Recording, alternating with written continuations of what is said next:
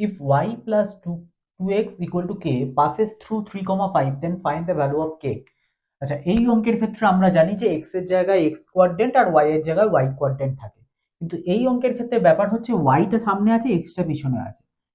স্টুডেন্টরা যেটা ভুল করে, যেটা সামনে আছে তার জায়গায় 3 বসিয়ে দেয়, প্লাস 2 ইন্টু কি বসায় 5 ইকুয়াল টু কে, এখান থেকে কে এর ভ্যালুটা বের করে, যেটা কিন্তু সম্পূর্ণ ভুল। কারণ দেখো এক্স আছে ওয়াই, তাহলে ওয়াই এর জায়গায় তো 3 বসাতে পারবো না, তবু এই ভুলটা অনেকেই করে দেখেছি। তোমরা যেটা করবে সেটা কি, ওয়াই এর জায়গায় কি বসাবে, ওয়াই কোয়াড্রেন্ট, মানে 5 প্লাস 2 ইন্টু 3 ইকুয়াল টু কে। তাহলে এটা ইমপ্লাই করছে 5 প্লাস 6 ইকুয়াল টু কে, তাহলে 11 equal to K or K equal to 11, তাহলে কে এর ভ্যালু হচ্ছে 11।